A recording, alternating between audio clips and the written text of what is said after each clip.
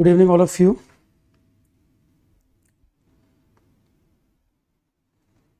Audio video clear आ रहा है क्या?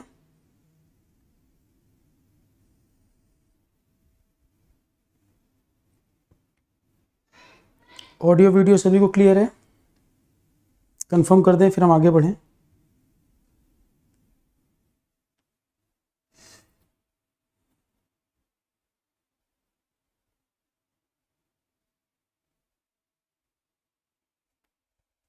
Good evening, good evening. Comment आपके विजिबल है? ऑडियो एक बार चेक कर लेते हैं।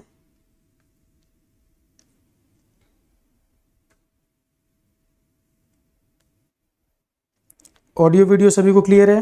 प्रोसीड करें।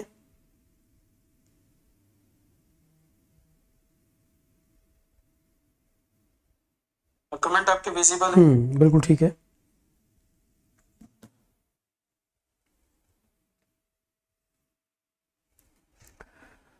तो आज हम शुरू करते हैं चैप्टर नंबर 3।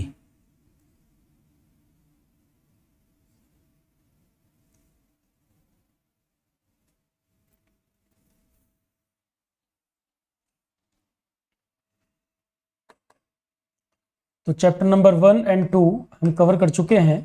आज हम स्टार्ट कर रहे हैं चैप्टर नंबर 3। देखिए, नाम तो इसको हमने global warming and climate change दिया है, पर इसके अलावा और भी कई सारी चीज़ें इस चैप्टर में आएंगी। नाम हमने global warming and climate change बोला है, पर इसमें ozone depletion, smoke, acid rain, ये सब टॉपिक आएंगे। तो global warming climate change chapter का नाम है। इसमें हमें ग्लोबल वार्मिंग के बारे में, ग्रीन हाउस गैसेस कौन कौन सी हैं जो ग्लोबल वार्मिंग कर रही हैं उनके बारे में, ओजोन डिप्लीशन के बारे में, smog, acid rain, national international conventions and protocols, national international protocols and conventions, plus कुछ और भी टॉपिक, प्लस मोर। तो मोटे मोटे टॉपिक अगर देखें कि मेन तौर पर इसमें ग्लोबल वार्मिंग क्यों हो रहा है, ग्रीन हाउस गैसेस कौन कौन सी हैं जो हीट ट्रैप करने का काम करते हैं, ओजोन डिप्लीशन का क्या रीज़न है, स्मोक क्या है, एसिड रेन क्या है, नेशनल इंटरनेशनल लेवल पे क्या रूल रेगुलेशन बने हुए हैं, कैसे इनको कंट्रोल किया जाए, वर्ल्ड लेवल पे क्या हो रहा है और हमारा क्या रोल है, और मोर। इसके अलावा कुछ और टॉपिक्स भी होंगे। सबसे पहले अब हम इसमें प्रोसीड करें। देखो, ग्लोबल वार्मिंग को समझने से पहले हमें ये ज़रूरी है कि बिल्कुल बेसिक से हम चलें। अर्थ के ऊपर जो भी एक्टिविटी हमें देखने को मिल रही है, हमारा सोलर सिस्टम जो है उसमें अल्टीमेट सोर्स ऑफ एनर्जी क्या है? सन है। अर्थ के ऊपर फोटोसिंथेसिस हो रहा है, या हमारा टेम्परेचर मॉडरेट बना हुआ है, या दिन रात हो रहे हैं, अल्टीमेटली सारा कुछ कंट्रोल तो सन से ही हो रहा है। हमारे सोलर सिस्टम में सन और उसके 8 प्लैनेट। प्लूटो पहले प्लैनेट था, अभी वो प्लैनेट कैटेगरी से बाहर हो चुका है। अभी प्लूटो ड्वार्फ प्लैनेट कैटेगरी में है। तो हमारा सोलर सिस्टम जो है उसमें सन की जो एनर्जी आ रही है, पहले तो हम सन के बारे में ही बात करें कि हमारा क्लाइमेट जो है, या ओजोन का फॉर्मेशन जो है, या सीजन जो बन रहे हैं, सनलाइट का तो उनमें रोल है, सनलाइट उसमें रोल प्ले करती है। क्या सन खुद फिक्स है? सन से जो रेडिएशन आ रहे हैं क्या वो खुद फिक्स है, या उसके अंदर भी कुछ चेंजेस हो रहे हैं? तो हम बिल्कुल स्टार्टिंग से सन से बात शुरू करेंगे। इसमें हम स्टार्ट करेंगे सन के ऊपर किस तरह से चेंजेस आ रहे हैं, वहां से फिर हम अर्थ को कनेक्ट करेंगे, और अर्थ की एक्टिविटीज, जितनी चीजों से अर्थ पे फर्क पड़ रहा है, उन सबको हम यहां पर डिस्कस करेंगे।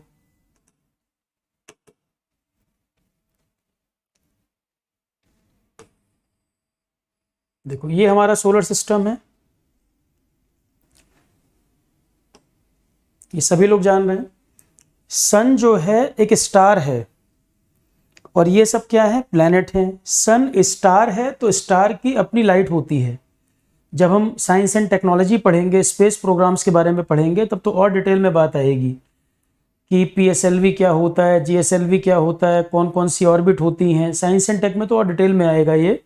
क्योंकि ये वो एरिया है किताबों में जहाँ सारा कुछ एक साथ मिलता नहीं और बच्चों को सबसे ज़्यादा परेशानी होती है इसमें। हालांकि है इजी टॉपिक, आसान टॉपिक है, टीचर अगर सही तरीके से इसको एक्सप्लेन करता चले, स्टेप बाय स्टेप बताता चले, तो उसमें कुछ है नहीं।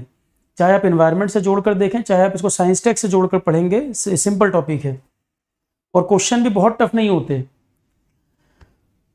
तो ये सन है, सन एक स्टार है, स्टार की अपनी लाइट होती है। ये है प्लैनेट, बने कैसे थे आपने पढ़ा था कि बहुत कई बिलियन ईयर पहले, 4.5, जैसे अर्थ की एज कितनी है 4.5 बिलियन ईयर, तो कई बिलियन ईयर पहले स्पेस के अंदर काफ़ी सारी गैसेस और डस्ट पार्टिकल इकट्ठा हो गए थे। कई बिलियन साल पहले काफ़ी सारे डस्ट पार्टिकल गैसेस इकट्ठा हो गए थे, उनमें एक्सप्लोजन हुआ, कुछ मास सेंटर की तरफ गया, सेंटर की तरफ गया जो सन बन गया, और कुछ किनारे किनारे जो शेप ले लिए, जो उस सेंटर के किनारे किनारे राउंड शेप ले लिए, वो राउंड शेप वाले बन गए प्लैनेट, और जो इरेगुलर शेप ले लिए, राउंड शेप के नहीं बने, वो बन गए एस्ट्रॉइड। बिग बैंग कंसेप्ट है ये। बिग बैंग थ्योरी यही है ना कि कई बिलियन ईयर पहले स्पेस में एक धमाका हुआ, क्योंकि बहुत सारी गैसेस और डस्ट पार्टिकल इकट्ठा हो गए थे। उस धमाके में काफ़ी मैटर सेंटर की तरफ जो गया, जो गैसेस वगैरह कंडेंस होकर सेंटर पर गई, वो सन बन गया, और किनारे किनारे उसके जो राउंड शेप ले लिए, राउंड शेप वाले बन गए प्लैनेट, और इरेगुलर शेप वाले जो थे वो बन गए एस्ट्रॉइड। ठीक है, प्लैनेट और एस्ट्रॉइड में अंतर समझ आया। कौन कौन से प्लैनेट हैं? सबसे नजदीक जो प्लैनेट है वो है मरकरी, सबसे नियरेस्ट। यहां छोटा सा दिख रहा है, बिल्कुल इमेज में अगर ध्यान से देखेंगे बहुत छोटा नजर आ रहा है। पहले आप एक बार इमेज देख लो, फिर मैं इसको एक्सप्लेन करूंगा। सीक्वेंस भी है, देखो, सबसे नजदीक मरकरी, दूसरे नंबर पे वीनस, तीसरे पर अर्थ। सबसे नजदीक मरकरी, फिर वीनस, फिर अर्थ, फिर मार्स, फिर जुपिटर, फिर सैटर्न, फिर यूरेनस, फिर नेपच्यून। ये सीक्वेंस है। इसमें से ये जो शुरू के 4 हैं, इन्हें कहा जाता है टेरेस्ट्रियल प्लैनेट। इनके लिए वर्ड यूज करते हैं टेरेस्ट्रियल प्लैनेट। जमीनी सतह, ठोस सतह है इनके पास, इन्हें कहते हैं टेरेस्ट्रियल प्लैनेट।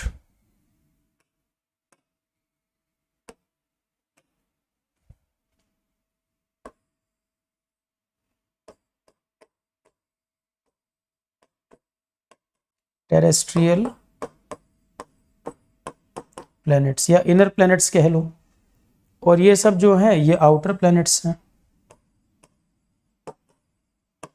Outer planets. अब इसमें वीनस जो है, देखो नियरेस्ट तो है मरकरी, नियरेस्ट है मरकरी, पर सबसे ज़्यादा टेम्परेचर है वीनस का, क्योंकि वीनस पर ग्रीन हाउस गैसेस बहुत ज़्यादा हैं। वीनस है हॉटेस्ट, या इसको कह लो ब्राइटेस्ट प्लैनेट, हॉटेस्ट या ब्राइटेस्ट प्लैनेट। वीनस है हॉटेस्ट या brightest planet due to excessive green house gases. तो मरकरी नियरेस्ट है, उसके बाद दूसरा है वीनस। नियरेस्ट मरकरी है तो भी टेम्परेचर वीनस पे ज़्यादा है, क्योंकि वीनस के पास ग्रीन हाउस गैसेस बहुत ज़्यादा हैं, एग्जाम्पल के तौर पे CO2। ठीक है, तो नियरेस्ट है मरकरी, पर टेम्परेचर सबसे ज़्यादा वीनस का। उसका कारण है बहुत ज़्यादा ग्रीन हाउस गैस होने की वजह से। मार्स जो है उसको रेड प्लैनेट भी बोला जाता है। जमीन यहाँ की जो है रेड दिखती है, इसको रेड प्लैनेट भी कहते हैं मार्स को। जुपिटर जो है ये सबसे बड़ा प्लैनेट है। सैटर्न जो है इसके किनारे ऐसे गैसेस की रिंग नजर आती है, ऐसे रिंग बनी हुई है, ध्यान से देखोगे इसमें भी दिख रही है। सैटर्न जो है उसके किनारे रिंग बनी हुई है। तो साइंस एंड टेक में जब स्पेस की बात करेंगे तो हम और चर्चा करेंगे डिटेल में, अभी तो हम एनवायरनमेंट के कंटेक्स्ट में बात कर रहे हैं। इसमें वीनस और अर्थ को देखोगे, साइज में दोनों लगभग एक जैसे हैं, इन्हें ट्विन प्लैनेट्स कह देते हैं। ये दोनों भी साइज में एक जैसे हैं, इन्हें भी ट्विन प्लैनेट्स कह देते हैं। ये साइज में एक जैसे दिख रहे हैं वीनस अर्थ, हालांकि वीनस थोड़ा सा छोटा है अर्थ से, वीनस थोड़ा सा अर्थ से छोटा है, तो इसको ट्विन प्लैनेट कह देते हैं, और इनको भी ट्विन प्लैनेट कह देते हैं, साइज में एक जैसे होने के कारण। अब सबसे ज़्यादा मून किस पर है, ये सब बहुत डिटेल में हम साइंस एंड टेक जब स्पेस की बात करेंगे तब देखेंगे। अभी फिलहाल मैंने बताया अर्थ की पोजीशन क्या है। सोलर सिस्टम में सन स्टार है हमारा। देखो हम स्पेस जो है वो तो अथाह है, इनफाइनाइट है, ठीक है, उसकी कोई लिमिट तो नहीं पता चली अभी तक।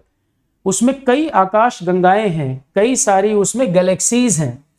उनमें से हम जिस गैलेक्सी का पार्ट हैं उस गैलेक्सी का क्या नाम है, मिल्की वे। हम जिस गैलेक्सी का पार्ट हैं milky way Galaxy,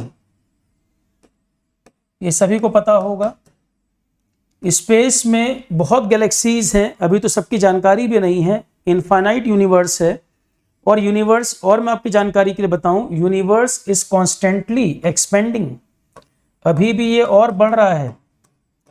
universe is constantly expanding. Universe अभी और एक्सपेंड कर रहा है, अभी और बढ़ता जा रहा है।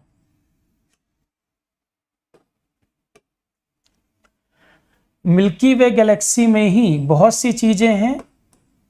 इट कंटेन्स, या अवर solar system is part of it. इसमें बहुत सी चीजें, हमारा सोलर सिस्टम भी इसमें है। अवर solar system is part of it, part of it. तो मिल्की वे गैलेक्सी, स्पेस, यूनिवर्स अभी और एक्सपेंड करता जा रहा है। यूनिवर्स अभी और एक्सपेंड कर रहा है, बढ़ रहा है, अपने दायरे को बढ़ा रहा है। मिल्की वे गैलेक्सी, अब यूनिवर्स के अंदर बहुत सारी गैलेक्सीज हैं। गैलेक्सी मतलब आकाश गंगा, कई सारी गैलेक्सीज हैं, कई सारी आकाश गंगा हैं। हमारी वाली जो गैलेक्सी है उसका नाम है मिल्की वे गैलेक्सी। हमारा सोलर सिस्टम इसमें लाई करता है। हमारा सोलर सिस्टम लाई करता है मतलब हमारे सोलर सिस्टम में सन और हमारे जो प्लैनेट्स वगैरह हैं वो इसी का पार्ट है। हमारे सोलर सिस्टम में हम इसको पढ़ते हैं। अगला पॉइंट, जितने भी प्लैनेट हैं हमारे सोलर सिस्टम में, जितने भी प्लैनेट हैं, in our solar system all the planets moves from west to east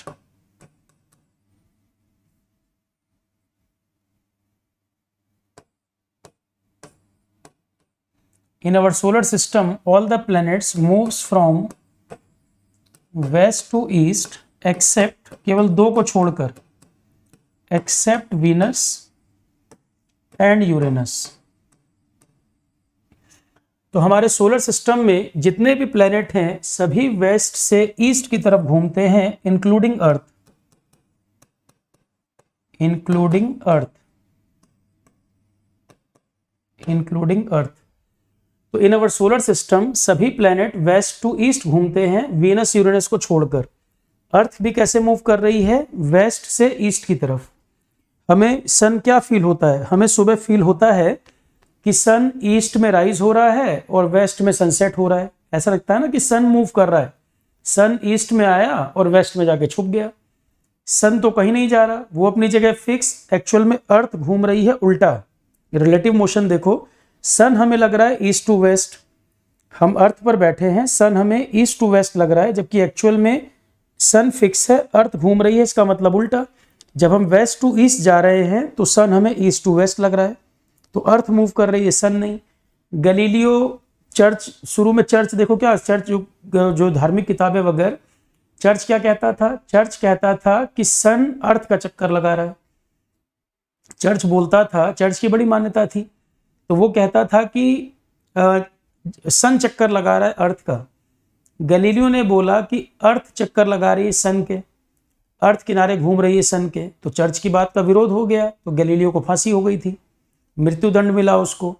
बाद में जब न्यूटन के सामने ये बात आई तो न्यूटन बड़ी समझदारी से बच निकला, क्योंकि गैलीलियो की हालत देख ली थी उसने कि अगर मैं सच्चाई बोल दूंगा लोग एक्सेप्ट तो करेंगे नहीं। तो उसने बड़ा डिप्लोमेटिक से आंसर करके जो उसने अपना स्टेटमेंट दिया था उससे बच निकला वो, ठीक है। तो लोग एक्सेप्ट ही नहीं करते थे। अब आज तो ये थ्योरी वेल प्रूव्ड है कौन किसके किनारे घूम रहा है, आज तो बिल्कुल क्लियर है, इसमें कोई कंफ्यूजन है नहीं।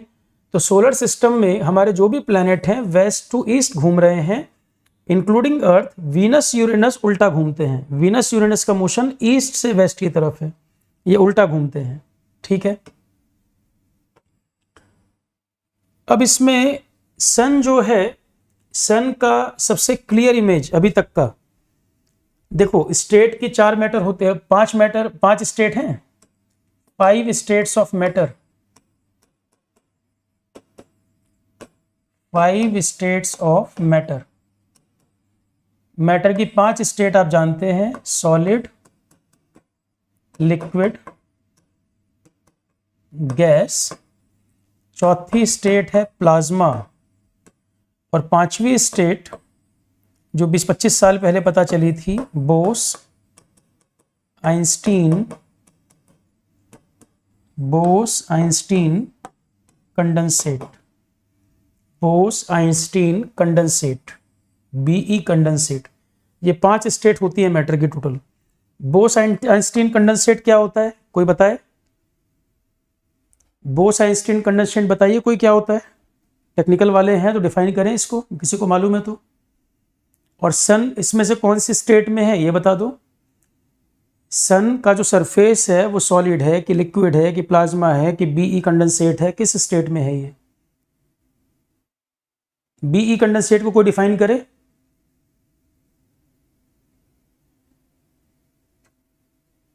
बी कंडेंसेट का क्या मतलब है, देखो मैं बता देता हूं। कोई एटम या सब एटॉमिक पार्टिकल, उनको कूलिंग करना, 0 केल्विन पर लाकर उनको कूलिंग कराना। कोई एटम या सब एटॉमिक पार्टिकल, उनको कूलिंग कराना 0 केल्विन पर लाकर, और वहां पर एक स्थिति बनती है कोएलेस। कोएलेस का मतलब है कनेक्ट होते चले जाते हैं, और ये कनेक्ट होते होते ऐसा लगता है जैसे कोई बड़ा सा एटम बन गया हो। बोस आइंस्टीन कंडेंसेट वाली स्टेट कब आती है? जब हम एटम या सब एटॉमिक पार्टिकल को कूलिंग करा करा के एब्सोल्यूट 0 केल्विन, ये शब्द ध्यान रखो, एब्सोल्यूट 0 केल्विन पर कूलिंग करते हैं। एब्सोल्यूट 0 केल्विन पर कूलिंग करते हैं तो ये आपस में कोएलेस करके, क्लम्प करके, मतलब इकट्ठे झुंड की तरह बनाकर ऐसा लगता है जैसा कोई बड़ा सा एटम बन गया हो। तो ये फिफ्थ स्टेट है मैटर की, बोस आइंस्टीन कंडेंसेट। इसमें आपको एब्सोल्यूट 0 केल्विन, एब्सोल्यूट 0 टेम्परेचर पर कूलिंग करना, एब्सोल्यूट 0 टेम्परेचर पर कूलिंग करना। ये मैं लिखवा दे रहा हूं, पहले समझ लो। तो मैटर जो है, स्टेट के 5 मैटर के 5 स्टेट अभी तक पाए गए हैं, solid, liquid, gas, plasma and boss Einstein condensate. ये 5 स्टेट अभी तक पता चली हैं। सन का जो सरफेस है वो प्लाज्मा स्टेट है। सन इसमें से प्लाज्मा स्टेट में है। प्लाज्मा आप थोड़ा सोचो कि गैस भी नहीं है और लिक्विड भी नहीं है, कुछ जेली टाइप समझ लो। अभी आप समझना चाहो तो जेली टाइप समझ लो। आज तक का सबसे क्लियर इमेज जो सन का पाया गया है, जो फोटो ली गई है, वो ये इमेज है। आज तक की सबसे क्लियर इमेज जो है 2019 में ये इमेज ली गई थी। सन का सरफेस इस तरह का है। थोड़ा पेशेंस के साथ सुनिएगा सारी बातें, क्योंकि ये किताब में सारा कुछ एक जगह मिलेगा नहीं आपको। जो लेटेस्ट रिसर्च वगैरह है उनको भी ऐड कर रहा हूं मैं इसमें।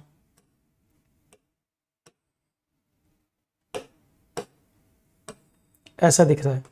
सबसे क्लोज से जो इमेज ली गई है सन में वो ये है।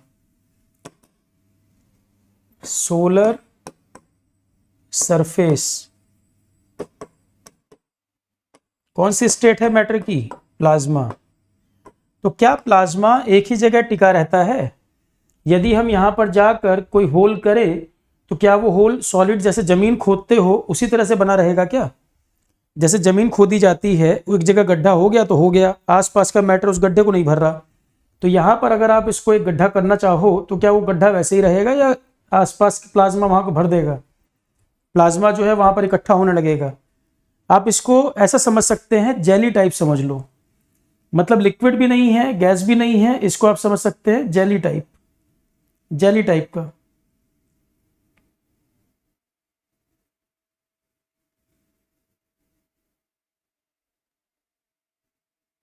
ठीक है, जेली टाइप का। तो आज तक सबसे क्लियर इमेज जो सन की मिली है वो ये मिली है। कुछ साल पहले एक्चुअल में नासा ने भेजा था सोलर पार्कर प्रोब।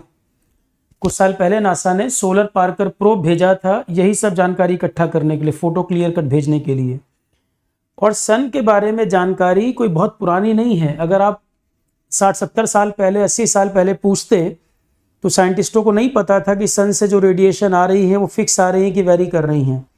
वो तो जैसे जैसे टूल्स बने, अच्छे हाई क्वालिटी के इंस्ट्रूमेंट बने, टेलीस्कोप वगैरह उनके बने, जैसे जैसे टेक्नोलॉजी एडवांस हुई, कैलकुलेशन वगैरह बढ़िया हो गए, अच्छे इंस्ट्रूमेंट आ गए, टूल्स आ गए, आज सन के बारे में जानकारी इकट्ठा हो चुकी है। काफ़ी सन के बारे में आज काफ़ी जानकारी इकट्ठा हो चुकी है। शुरू में इतना कुछ उसके बारे में नहीं पता था। तो सन के अर्थ पर क्या क्या प्रभाव हो रहे हैं, ये सब चीज़ें अब और समझ में आ रही हैं। एक मैं एग्जाम्पल बताऊँ आपको। कुछ साल पहले की घटना आपको मालूम है कि अमेरिका में ब्लैकआउट हो गया था। बहुत बड़े एरिया में ग्रिड फेल हो गई थी, बिजली चली गई पूरे इलाके में, बहुत बड़े एरिया में बिजली चली गई। कुछ साल पहले की घटना है, ब्लैकआउट हो गया, बिजली पूरी ग्रिड ही फेल कर गई थी। और उसका कारण जानते हैं? कोई इलेक्ट्रिकल कारण उसमें ग्रिड की वजह से नहीं था, एक सोलर स्टॉर्म उसका कारण था। सन के ऊपर भी तूफान आते हैं, स्टॉर्म्स आते हैं, तो सोलर एक्टिविटी कारण थी जिसकी वजह से ग्रिड फेल हो गई। और क्या आपको मालूम है कि सन पर होने वाली एक्टिविटी हमारे कम्युनिकेशन सिस्टम को फेल कर सकती है, हमारे इलेक्ट्रिकल गैजेट्स को खराब कर सकती है। अभी अगर आप न्यूज़ देखते हो या अखबार वगैरह पढ़ते हो, एक न्यूज़ चल रही है, 2-3 दिन पहले की खबर थी कि एक सोलर स्टॉर्म C1 कैटेगरी वाला, एक सोलर स्टॉर्म C1 कैटेगरी वाला अर्थ को हिट करने वाला है। अगर आपने अखबार पढ़ा हो, कुछ दिन पहले की घटना है। ये आए दिन खबरें आती रहती हैं। अब कई बार लोग ध्यान देते हैं, कई बार लोग ध्यान नहीं देते। तो क्या है ये सब? सोलर स्टॉर्म क्या है? अर्थ को प्रभावित कर रहा है। तो सन के ऊपर होने वाले चेंजेस अर्थ को अफेक्ट कर रहे हैं, तो अर्थ के क्लाइमेट को भी अफेक्ट करते होंगे, ओजोन के बनने को भी अफेक्ट करते होंगे, उसके अलावा हमारा सीजन फॉर्मेशन वगैरह को भी अफेक्ट करते होंगे। क्योंकि सन से आने वाली लाइट बराबर नहीं है, वो वेरी कर रही है। हम हमेशा सन से एक जैसी लाइट रिसीव नहीं कर रहे हैं, उनमें चेंजेस देखने को मिल रहे हैं। और अब कई तरह के एक्सपेरिमेंट और टूल्स इस तरह के हैं जिससे हमें जानकारी मिल पा रही है। अब तो केवल नासा क्यों, अभी तक तो ये काम नासा ही ज़्यादा करता था, नासा और यूरोपियन स्पेस एजेंसी। अब तो इसरो भी देखो, आदित्य मिशन इसरो का है जो इसरो लॉन्च कर रहा है। इसरो का आदित्य मिशन इसरो लॉन्च कर रहा है। आदित्य मिशन क्या चीज़ के लिए है? आदित्य सन का ही पर्यायवाची होता है, सिनोनिम। तो आदित्य मिशन अगर आपसे पूछ लिया जाए कि इसरो का आदित्य मिशन किसके बारे में है, आप कहेंगे सन की स्टडी के बारे में। सिंपल है। तो जब हम space program, GK current affair वाले में स्पेस प्रोग्राम पढ़ते हैं या साइंस टेक में जब पढ़ेंगे, तो किस किस प्लैनेट पे कौन कौन सा मिशन है, किस किस प्लैनेट पे लाइफ की पॉसिबिलिटी सर्च कर रहे हैं, कौन कौन से स्पेसक्राफ्ट या मिशन चल रहे हैं, वो तो पूरी डिटेल में कहानी है। यदि वो यहाँ शुरू कर देंगे तो वो अलग ही टॉपिक हो जाएगा। मैंने सिर्फ आपको ये दिखाया है अर्थ की स्थिति को बताने के बारे में। वो पूरा अपने आप में एक एरिया है एग्जाम में जो पूछा जाता है। ये वाला जो मैंने आपको चर्चा शुरू की है, केवल सन और अर्थ में अब दो चीज़ों पर फोकस करना चाह रहा हूँ इसमें, सन और अर्थ। यहाँ पर हम सन और अर्थ इन दो चीज़ों में फोकस करना चाह रहे हैं, ठीक है। ऑरोरा फॉर्मेशन वगैरह की जो आप बात कर रहे हैं वो आगे इसी में आएगा, इसी का पार्ट है, क्योंकि वो एक्टिविटी अर्थ पर ही हो रही है, उसका जिक्र इसी में आएगा। क्या लिखा है? कर्मदेव कुमार, L1 क्या बोलना चाह रहे हैं आप? L1 क्या कहना चाह रहे हैं? मैं समझा नहीं आपकी बात।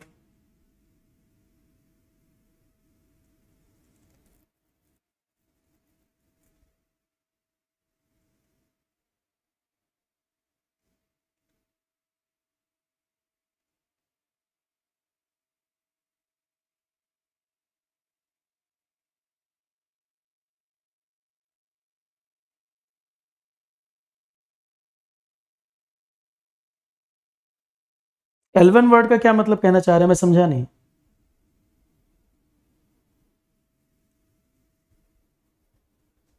मिशन, अच्छा ठीक है। तो अभी मैंने कुछ इसमें पढ़ाया नहीं है, सिंपली बस मैंने ये बोला है कि सन के ऊपर इस सन की जो क्लियर इमेज है ऐसा दिखता है, और ये एक प्लाज्मा स्टेट है, मैटर की प्लाज्मा स्टेट है, ठीक है। जिससे फंडामेंटल से चलें, जिससे एक स्ट्रॉन्ग कंसेप्ट बिल्डअप हो सके। तो सोलर सरफेस है plasma,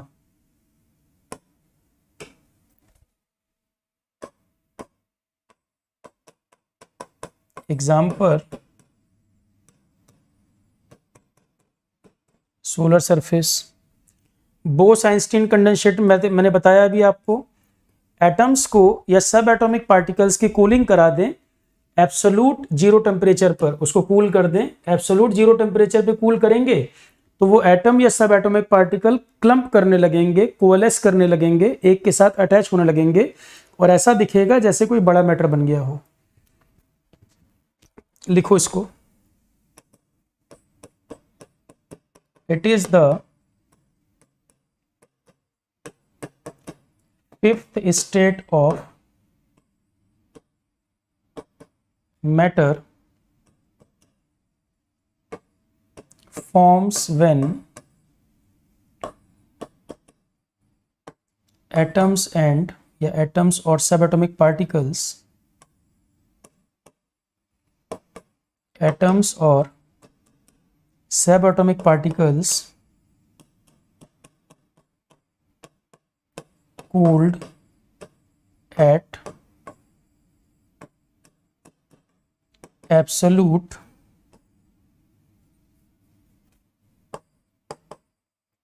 zero temperature, absolute zero temperature, the atoms coalesce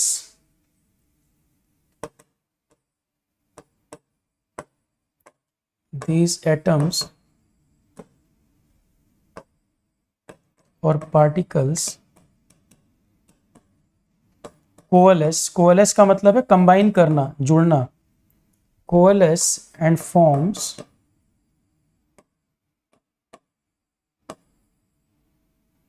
large structure, forms large structure. So it is the fifth state of matter forms when atom or subatomic particle cooled at absolute zero temperature, 0 Kelvin, these atoms or particles coalesce and forms large structure. तो ऐसा लगेगा कि वो जो atoms से combine हो होकर उन्होंने एक बड़ी शेप बना दी है। तो आप इसमें एटम्स को या सब एटॉमिक पार्टिकल्स को एब्सोल्यूट जीरो टेम्परेचर पर कूल कर दें और वो आपस में कंबाइन होने लगेंगे, कोएलेस का मतलब जुड़ने लगेंगे और ऐसा लगेगा कि बड़ा स्ट्रक्चर फॉर्म कर दिया इन्होंने। ठीक है, ऐसा लगेगा एक बड़ा स्ट्रक्चर फॉर्म कर दिया है। देख लो, ये लिख लिया, ये पहले नोट कर लो फिर हम आगे बढ़ें। नोट करना है कर लो फिर हम आगे बढ़ें। सन का सरफेस है प्लाज्मा,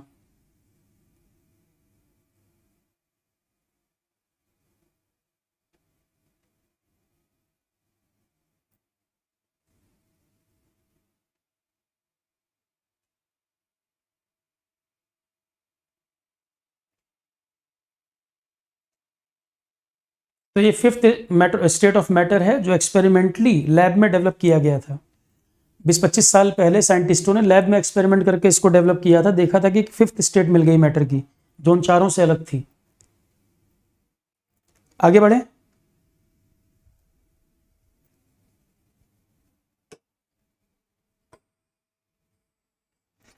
तो ये अभी हमने सोलर सिस्टम डिस्कस कर लिया, किसकी पोजीशन कहाँ पर है, बस ये हमने देख लिया।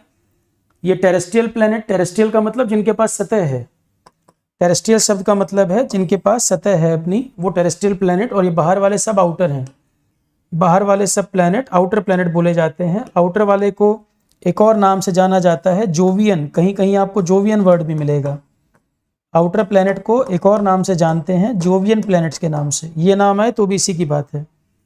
तो अंदर वाले चार टेरेस्ट्रियल, बाहर वाले जो हैं आउटर या जोवियन बोला जाता है इनको। अब आप कहोगे सर प्लूटो जो है वो प्लैनेट हम बचपन में पढ़ते थे, बचपन में प्लैनेट था। जो इंटरनेशनल एस्ट्रोनॉमिकल यूनिट है, जो संस्था डील करती है इनको, कौन प्लैनेट होगा नहीं होगा, तो उस संस्था ने प्लूटो के बारे में जब स्टडी किया तो प्लैनेट होने के लिए जो कंडीशन है उनमें कुछ कंडीशन को उन्होंने पाया कि वो फुलफिल नहीं कर रहा है। जैसे कहाँ पर रिवॉल्यूशन किसके अराउंड कर रहा है, दूरी कितनी, तो जो कंडीशन है प्लैनेट्स को होने के लिए उसके रिवॉल्यूशन कहाँ पर हो रहा है, ऑर्बिट कौन सी है, जब कई स्टडी की गई तो पाया गया कि प्लूटो इस कैटेगरी को फुलफिल नहीं कर रहा, तो प्लूटो को प्लैनेट कैटेगरी से बाहर निकाल दिया। तो इसी तरह से प्लूटो, सेरिस, होमिया, मेक, एरिस, ये सब ड्वार्फ प्लैनेट के एग्जाम्पल हैं। पहले कभी प्लैनेट प्लूटो हुआ करता था, 2008-9 के आसपास उसको प्लैनेट कैटेगरी से हटा दिया। तो प्लैनेट होने की कंडीशन वगैरह क्या क्या है, साइंस एंड टेक में ही आएगा ये। साइंस एंड टेक के 4 पार्ट हैं। एक है लाइफ साइंस मतलब बायो, एक पार्ट है आईसीटी डिजिटल इंडिया, नई नई एप्स, डिजिटल टेक्नोलॉजी, तीसरा पार्ट है स्पेस प्रोग्राम्स, उसमें ये सब आता है, और फोर्थ है डिफेंस के बारे में। 4 पार्ट को मिलाकर साइंस एंड टेक बनता है। तो ये सभी ड्वार्फ प्लैनेट हैं। ड्वार्फ प्लैनेट मतलब बौना ग्रह, मेन प्लैनेट कैटेगरी में इनको नहीं रखा गया, इनको ड्वार्फ प्लैनेट में कंसिडर किया जाता है। ठीक है। अब सन जो है, सन से काफी सारी एनर्जी, मैग्नेटिक फील्ड, सन से तो बहुत सारी चीजें निकल रही हैं। इतना बड़ा स्टार है हमारे सोलर सिस्टम में, तो वही एनर्जी का केंद्र है, वही एनर्जी का सोर्स है।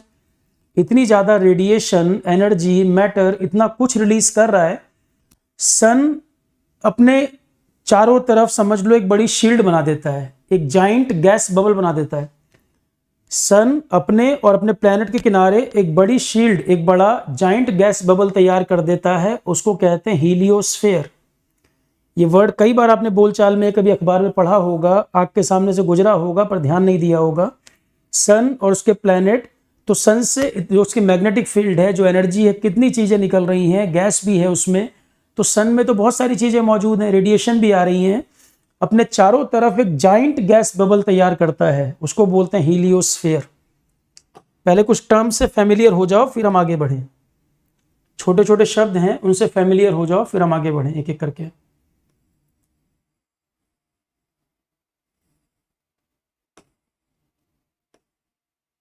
हीलियोस्फीयर देखो ये है, सन ये है, ये सन है, ये इसके ऑर्बिट से किनारे किनारे। सन और उसके ऑर्बिट ये इतने में निपट गए, जो बीच बीच में दिख रहा है। और ये पूरा देखो जो बबल की तरह दिख रहा है, पानी के बुलबुले की तरह, ये पूरा हीलियोस्फीयर है। सोलर सिस्टम तो इतने में ही दिख रहा है आपको, सन और उसके प्लैनेट ऑर्बिट्स वगैरह इतने में ही दिख रहे हैं। ठीक है, ये पूरा हिस्सा है सन और उसके प्लैनेट कंप्लीट हो गए। और ये किनारे जो बबल है पूरा बना हुआ, जाइंट गैस बबल, सन और उसके प्लैनेट्स वगैरह सब इसके अंदर कवर्ड हैं, ये हीलियोस्फीयर बोलते हैं इसको। पॉइंट समझ आ रहा है? आप लिखना चाहो लिख लो, giant gas bubble around the sun and its planets. Giant gas bubble, ये बबल की बात कर रहा हूं मैं, ये बुलबुला सा दिख रहा है जो, ये हीलियोस्फीयर बोला जाता है।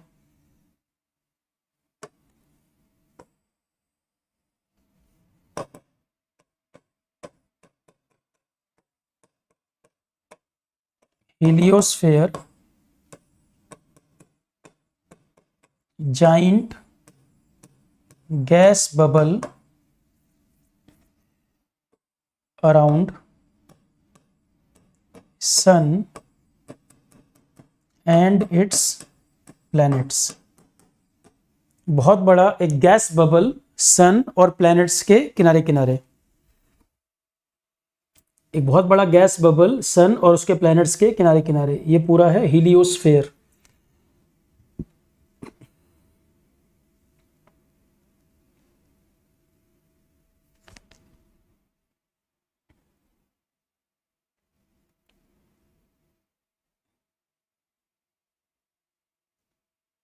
अगले पॉइंट पर आए।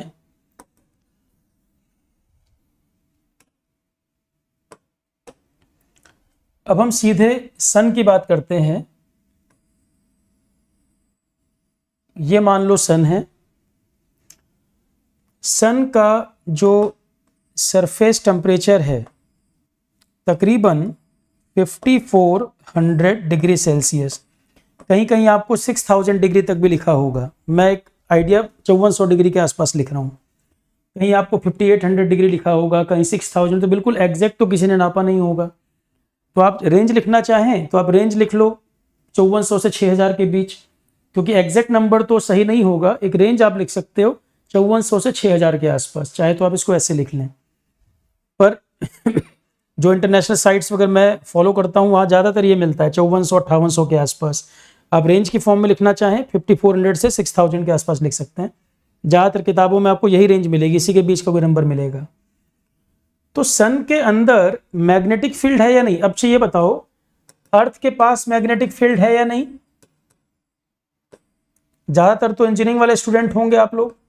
अर्थ के पास मैग्नेटिक फील्ड है या नहीं है? सन के पास भी मैग्नेटिक फील्ड है या नहीं? कई गुना ज़्यादा होगी भाई। जब अर्थ के पास मैग्नेटिक फील्ड है तो सन तो बहुत बड़ा बॉडी है, स्टार है उल्टा, सन के पास तो मैग्नेटिक फील्ड बहुत ज़बरदस्त होगी, है ना। अर्थ के पास भी मैग्नेटिक फील्ड है, सन के पास भी मैग्नेटिक फील्ड है। इसका मतलब सन के अंदर कुछ चेंजेस होते होंगे, समय के साथ कुछ बदलाव होते होंगे सन के अंदर। देखो सन के पास भी जो पोल है, नॉर्थ पोल साउथ पोल, अर्थ पर भी है सन पर भी है।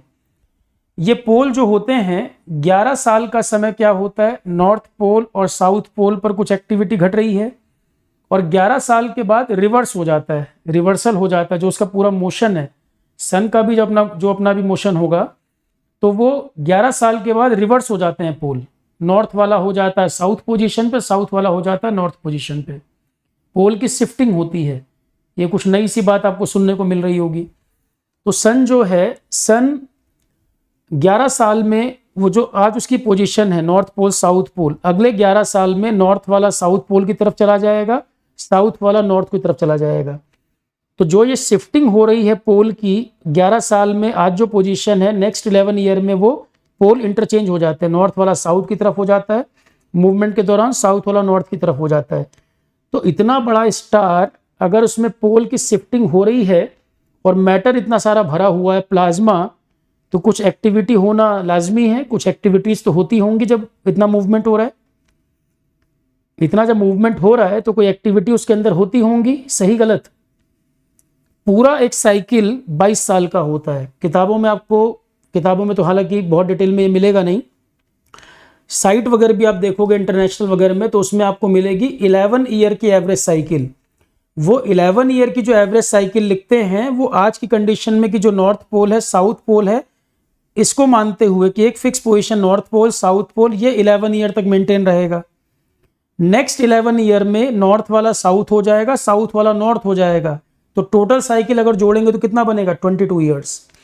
तो मैं आपको 22 ईयर की साइकिल मान के पढ़ा रहा हूं। तो आप ये मत कहिएगा सर हमने तो नासा की साइट पे चेक किया हमें 11 ईयर मिला। वहां पर देखना शब्द लिखा होगा 11 ईयर एवरेज, सिर्फ 11 ईयर नहीं लिखा होगा, शब्द लिखा होगा 11 ईयर एवरेज साइकिल। क्योंकि पूरा साइकिल कंप्लीट अगर तुम देखोगे तो आज north pole south pole 11 year का ये, और नेक्स्ट 11 ईयर में नॉर्थ शिफ्ट हो जाएगा साउथ की तरफ, साउथ हो जाएगा नॉर्थ की तरफ, और 11 ईयर। तो 11 ईयर आज की साइकिल और 11 ईयर जब पोल शिफ्ट हो रहे हैं वो टोटल बनेगा 22 ईयर। तो मैं आपको 22 ईयर को मान के बता रहा हूं जिसमें 11 ईयर एवरेज जो नासा की साइट वाइट पे दिया रहता है, बड़े सारे स्पॉट वगैरह बनते हैं, वो भी अभी समझ आएगी बात, अभी थोड़ा सा जल्दी है। पर ये समझ आ गया कि सर सन के ऊपर टेम्परेचर 5400 डिग्री सेल्सियस, ये तो बहुत ज्यादा। इतना हाई टेम्परेचर बनता कैसे होगा, कोई एक्टिविटी होती होगी। अच्छा, तो सन के ऊपर कौन सी एक्टिविटी चल रही है, इतना हाई टेम्परेचर है। सोलर रिएक्शन जो हो रही है ये सबको पता होगा, न्यूक्लियर फ्यूजन।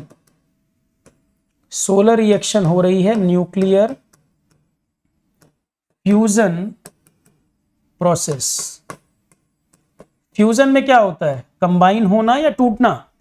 फ्यूज का मतलब दो चीजों का जुड़ना, फ्यूज का मतलब है दो चीजों का जुड़ना, और फिशन का मतलब होता है टूटना। तो सोलर रिएक्शन हो रही है, न्यूक्लियर फ्यूजन ये चल रहा है यहां पर। इसके रिएक्शन यदि मैं आपको बताऊं तो हाइड्रोजन के आइसोटोप आप जानते हो, हाइड्रोजन के आइसोटोप, आइसोटोप क्या होता है, जिनमें एटॉमिक नंबर सेम हो मास नंबर अलग अलग हो। आइसोटोप का मतलब, आइसोटोप का मतलब क्या है, same atomic number different mass number, same atomic number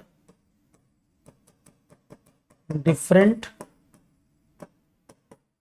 mass number, same atomic number different mass number. Example के लिए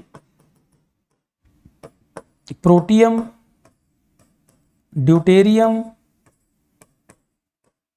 ट्रिटियम, ये जेड नहीं लिखा है 2 लिखा है ये। तो प्रोटियम ये है, ड्यूटेरियम और ये वाला है ट्रीटियम। तो आइसोटोप मतलब सेम एटॉमिक नंबर अलग अलग मास नंबर। हाइड्रोजन के आइसोटोप प्रोटियम, ड्यूटेरियम, ट्रीटियम, ये आप जानते हो। एक चीज मुझे और बताइए, आइसोटोप तो ये होता है, आइसोबार क्या होता है? एक आइसोबार भी तो सुना है, ये छोटे छोटे क्वेश्चन है, एसएससी सीजीएल वीजीएल में आ जाते हैं। आइसोबार क्या होता है फिर? आइसोटोप तो पता लग गया, आइसोबार क्या होता है? आइसोबार में होगा same mass number,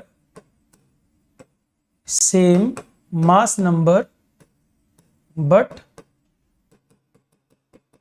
different atomic number. Same mass number but different atomic number. Mass number same हो, एटॉमिक नंबर अलग अलग हो। जैसे कैल्शियम का मास नंबर 40 है, उसके बाद आप आर्गन भी चेक कर लो, आर्गन भी तकरीबन वही है। तो मास नंबर सेम पर एटॉमिक नंबर दोनों का अलग अलग है। मास नंबर और एटॉमिक नंबर आर्गन और कैल्शियम आप चेक करोगे तो मास नंबर आपको एक जैसा मिल रहा है 40, एटॉमिक नंबर दोनों का डिफरेंट, एक 18 एक 20 है। तो isobar same mass number but different atomic number. ठीक है, एटॉमिक नंबर अलग अलग, मास नंबर अलग अलग।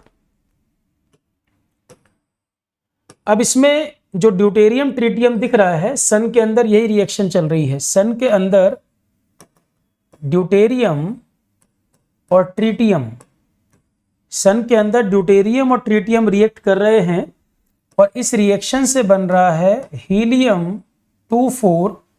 अब देखो ये एक और एक 2, ऊपर 3 और 2 5 होना चाहिए, 4 आ रहा है, 4 आ रहा है। इसके अलावा कुछ बच भी रहा होगा, न्यूट्रॉन निकल रहा है एक, और आ रही है लार्ज अमाउंट ऑफ एनर्जी, बहुत ज्यादा एनर्जी। तो फ्यूजन, सन के अंदर यही प्रोसेस चल रहा है और इतनी ज्यादा एनर्जी है। एनर्जी भी किस फॉर्म में? हीट की फॉर्म में। एनर्जी भी किस फॉर्म में है? हीट की फॉर्म में। इतनी ज्यादा एनर्जी हीट की फॉर्म में, तो क्या बन रहा है? ड्यूटेरियम ट्रीटियम को मिला रहे हो तो हीलियम एटॉमिक नंबर 2 और ऊपर 4 इसका मास नंबर है, एक बच रहा है वो न्यूट्रॉन में चला गया और बाकी एनर्जी, एनर्जी भी हीट एनर्जी। इतनी ज्यादा एनर्जी कि सन का टेम्परेचर 5400 डिग्री तक पहुंचता है। तो सन के अंदर यही रिएक्शन देखने को मिल रही है।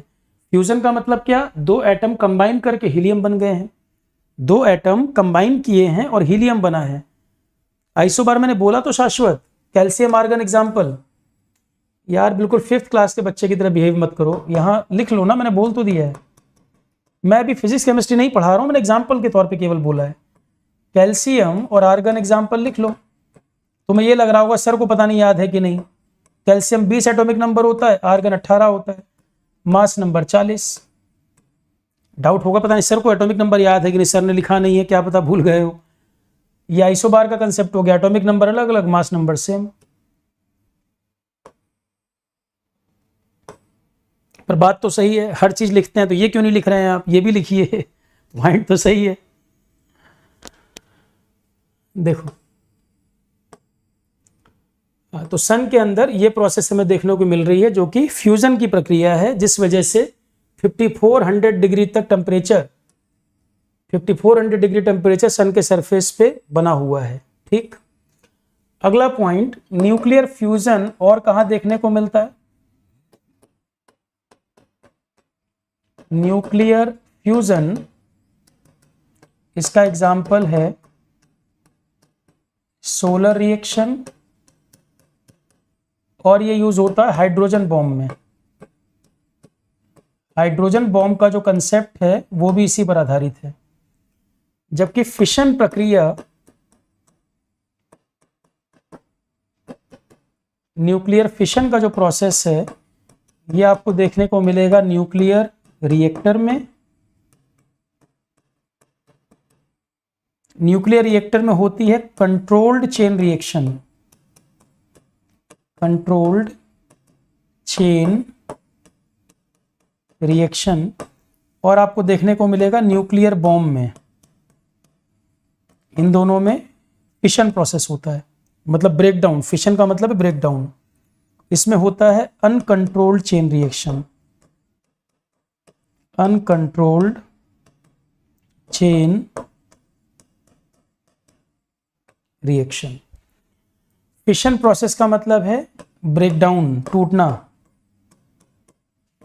इस शब्द का मतलब है टूटना, फ्यूजन का मतलब है कंबाइनिंग, जुड़ना, कंबाइनिंग। न्यूक्लियर रिएक्टर का काम है बिजली बनाने का, न्यूक्लियर रिएक्टर का काम है बिजली बनाना। तो अगर फ्यूजन प्रोसेस ज़्यादा एनर्जी रिलीज करता है तो हम रिएक्टर फ्यूजन वाले क्यों नहीं बना लेते, फिशन वाले रिएक्टर हम क्यों बना रहे हैं। जो भी न्यूक्लियर रिएक्टर हम यूज कर रहे हैं फिशन बेस्ड है, और न्यूक्लियर रिएक्टर का काम है कंस्ट्रक्टिव पर्पस के लिए, बिजली बनाने के लिए। बॉम्ब का काम है डिवास्टेशन, बर्बादी के लिए। तो रिएक्टर का काम है बिजली बनाना, और बॉम्ब तो नुकसान करने वाली चीज है।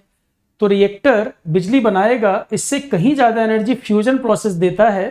फ्यूजन वाले रिएक्टर हम क्यों नहीं बना लेते, क्योंकि कंट्रोल नहीं कर पाएंगे, कंट्रोल करने का तरीका नहीं है हमारे पास, इतनी ज्यादा एनर्जी रिलीज करता है, कंट्रोल नहीं कर पाएंगे।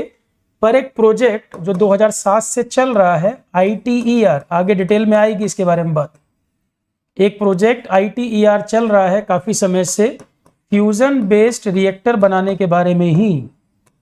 इंडिया भी उसका मेंबर है, international thermonuclear experiment reactor, France, location France.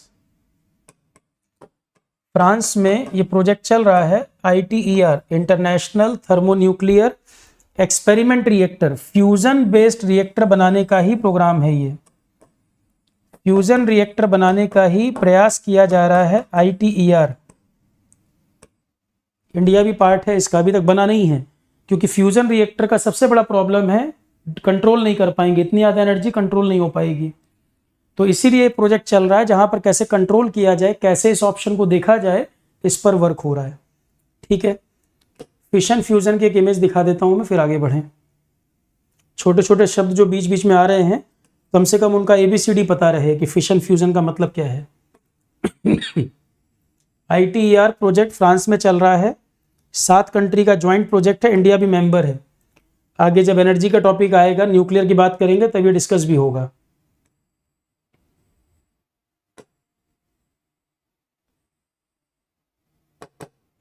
Fission process देखो ये है, न्यूट्रॉन को टकराते हैं, ये है न्यूक्लियर फिशन।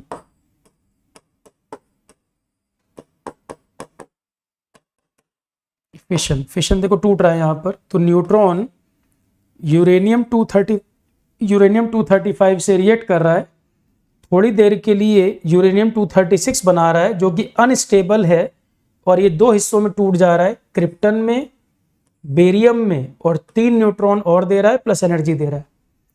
फिशन प्रोसेस को अगर देखें तो फिशन प्रोसेस में बता रही है, फिशन प्रोसेस को देखें तो न्यूट्रॉन यूरेनियम 235 से टकराया, न्यूट्रॉन यूरेनियम 235 से टकराया है,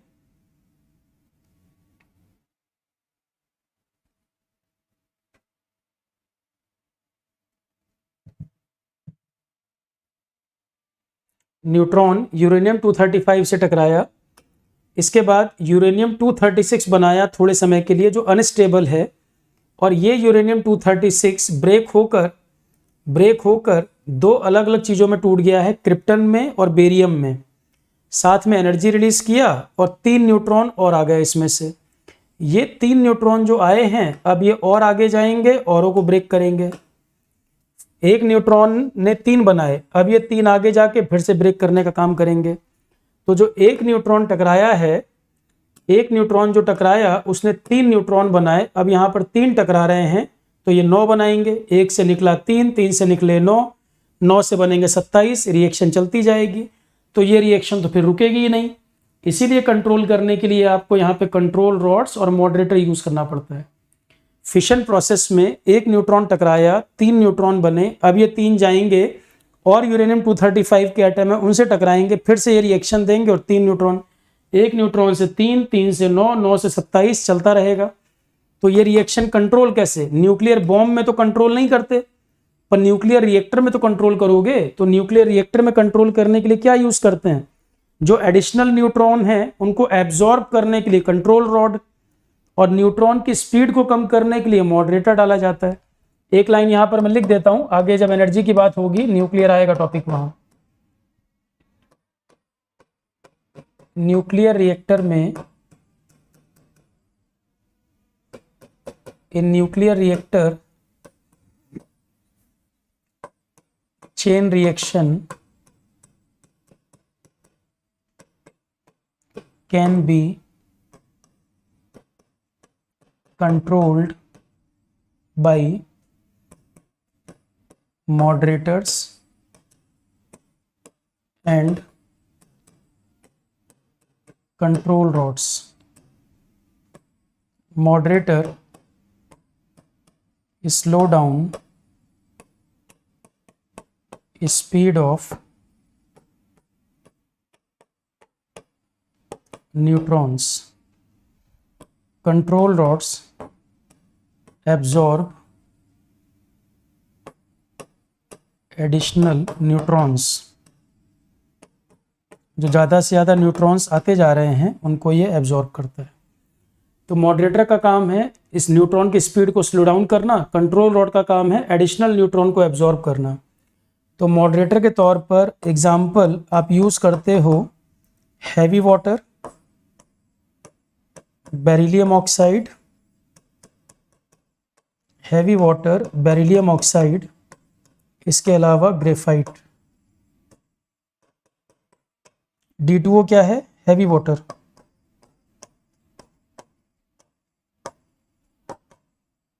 हैवी वाटर। और कंट्रोल रॉड्स के तौर पर आप इस्तेमाल करते हो cadmium and boron rods. Cadmium and boron rods, इसका इस्तेमाल होता है। तो अभी बेसिक के लिए इतना बहुत है। सन के अंदर न्यूक्लियर फ्यूजन हो रहा है, फ्यूजन के अलावा फिशन कहाँ कहाँ पर होता है, फिशन को कंट्रोल कैसे करते हैं, ये चर्चा हो गई।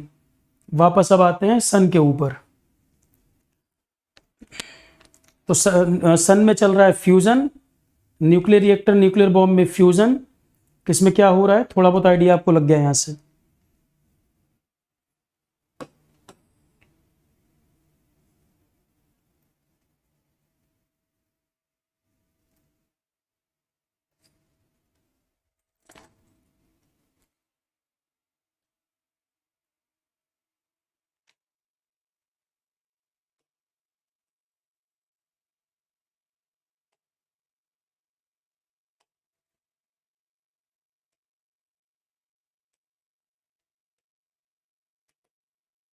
फ्यूजन रिएक्शन जो मैंने अभी दिखाई है यहाँ बनी हुई है, देखो फ्यूजन प्रोसेस यहाँ दिखा भी रखा है।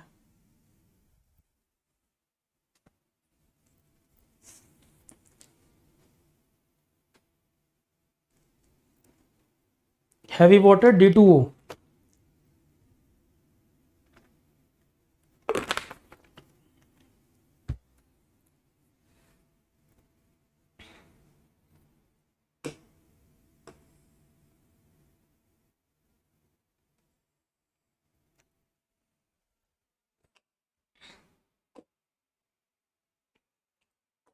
वापस आ जाए अपने टॉपिक पर। देखो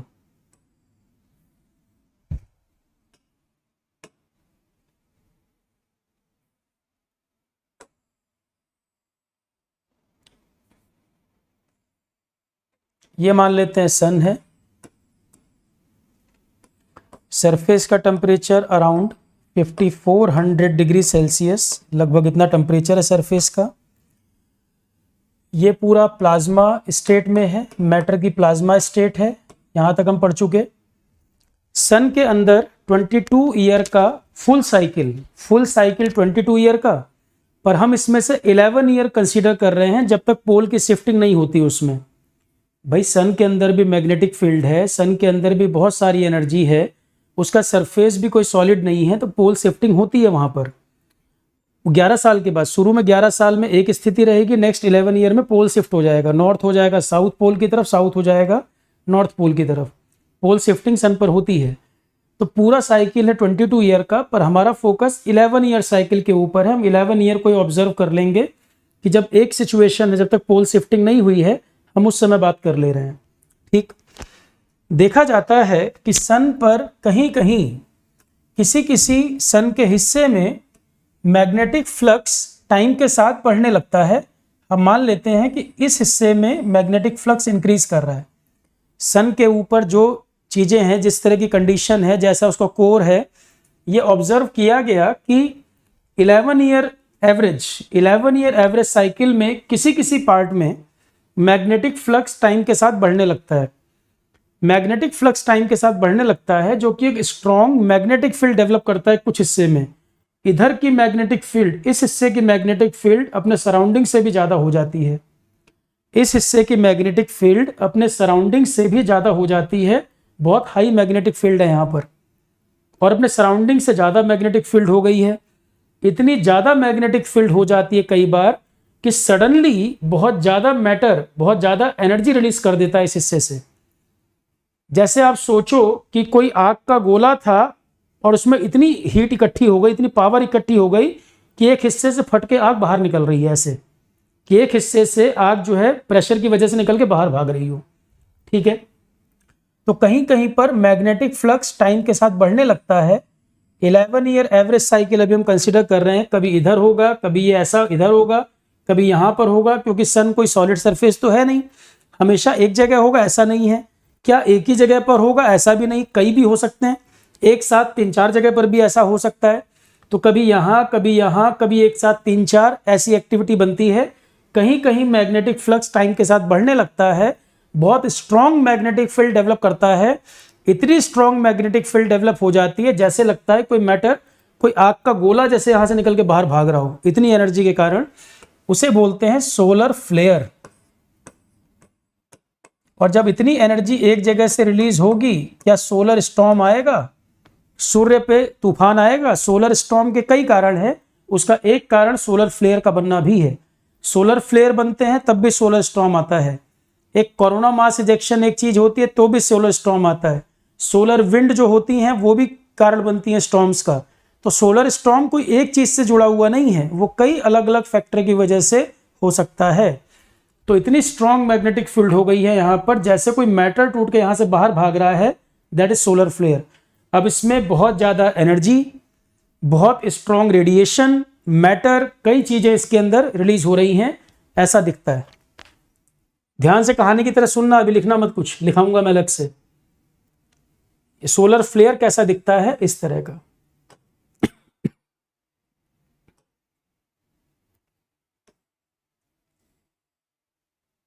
थर्ड चैप्टर हमेशा यहीं से मैं स्टार्ट करता हूं। कई साल से क्वेश्चन नहीं आया था, पिछले साल या उसके पिछले साल, पिछले 1-2 साल में देखोगे एक क्वेश्चन एज इट इज यही पूछा था, जहां से मैं थर्ड चैप्टर शुरू करता हूं। कई साल से नहीं आया था, पिछले साल या पिछले के पिछले साल, शायद पिछले साल ही आया है यही सेम क्वेश्चन, जो सोलर एक्टिविटी बता रहा हूं मैं यहाँ पर, बिल्कुल सेम। आप क्वेश्चन देखोगे एज इट इज जो पढ़ाया हुआ है डायरेक्ट क्वेश्चन बन जाएगा, जबकि वैसे टफ क्वेश्चन लगेगा लोगों को, और इसी क्लास से, पहली क्लास से बन जाएगा। तुम ये देखो, सन के अंदर कहीं कहीं बहुत ब्राइट स्पॉट नजर आ रहे हैं, जैसा लग रहा है कि यहां से टूट कर मैटर बाहर निकलने वाला हो, कि बहुत एनर्जी इकट्ठा हो गई है, लग रहा है ये एनर्जी टूट कर बाहर भागेगी। समझ आ रहा है? अभिनय थोड़ा सा पेशेंस रखो, अभी तुम्हें इसमें ABCD भी नहीं पता है, पोल शिफ्टिंग एकदम से जान जाओगे। इतनी क्लासें कर चुके हो, तुम्हें समझ आ रहा है। अगर मुझे इतना नहीं समझाना होता, पोल शिफ्टिंग भी बताया तो जान रहे हो ना। थोड़ा सा पेशेंस रखो, जैसे एक प्रॉपर क्लास का डेकोरम होता है वो मेंटेन करो। क्लास अगर यूट्यूब पे है तो उसका मतलब ये नहीं कि एज ए स्टूडेंट अपना लेवल डाउन कर लो। थोड़ा सा पेशेंस रखिए, जब मैंने वो पॉइंट बताया तो डिस्कस भी होगा।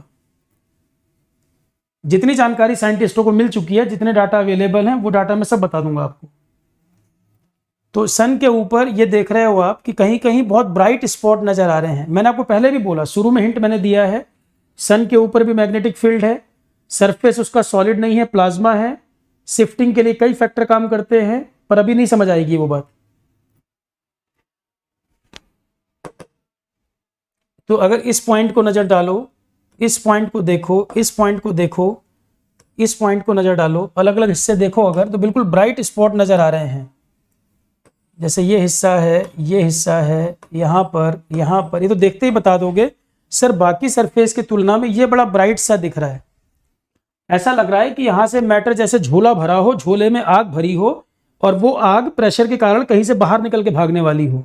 यही सोलर फ्लेयर है, इसी को बोलते हैं सोलर फ्लेयर। कि जितने यहाँ आपको नजर आ रहे हैं, दीज आर सोलर फ्लेयर्स। अब एकदम से अचानक से बहुत ज्यादा एनर्जी, रेडिएशन कहीं से निकल के आए, तो क्या तूफान है वो, सोलर स्टॉर्म्स कहेंगे उसको? नहीं कहेंगे। एकदम से इतनी एनर्जी अगर निकल के कहीं से आ रही है तो क्या, और वो भी सन के ऊपर एक्टिविटी हो रही है जो इतना बड़ा स्टार है, तो सोलर स्टॉर्म आएगा, सन के ऊपर तूफान आएंगे, उसका एक कारण सोलर फ्लेयर है। पर क्या सोलर स्टॉर्म केवल सोलर फ्लेयर के ही कारण आ सकते हैं? नहीं, और भी फैक्टर हैं जो सोलर स्टॉर्म्स को ला सकते हैं। सोलर फ्लेयर का बनना भी सोलर स्टॉर्म को ला सकता है, पहली बात। ठीक है, एक एक्टिविटी ये हो गई। दूसरा एक चीज होती है, सन का जो एटमॉस्फेयर है, सन का भी तो एटमॉस्फेयर होगा। एटमॉस्फेयर क्या है? सतह के ऊपर का जो हिस्सा, जो ये सतह है उसके ऊपर का हिस्सा है। तो इसके ऊपर का जो पार्ट है ये है, जैसे कि ये सन का एटमॉस्फेयर, सन का एटमॉस्फेयर, सन के ऊपर सोलर एटमॉस्फेयर का नाम होता है कोरोना। कोरोना जो वायरस है, कोरोना वायरस का जो नाम रखा है वो भी सोलर एटमॉस्फेयर से ही रिलेटेड है। उसका मतलब होता है मुकुट। कोरोना का लिटरल मतलब होता है मुकुट, क्राउन। और सोलर जो एटमॉस्फेयर, वहीं से वो वर्ड लिया गया था कोरोना वायरस। कोरोना की शेप वैसी लगती है देखने में।